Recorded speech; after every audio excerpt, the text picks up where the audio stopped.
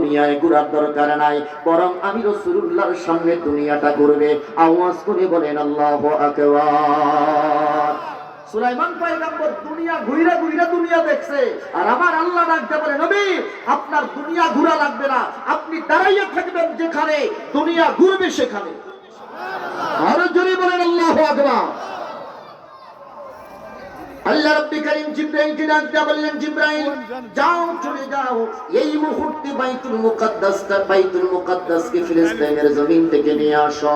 ফিলিস্তিনের মধ্যে বাইতুল মুকাদ্দাস নয়, বাইতুল মুকাদ্দাসটা এখন জেরুজালেমে নয়, তাড়াতাড়ি আমার নবীর সামনে তুলে ধরো।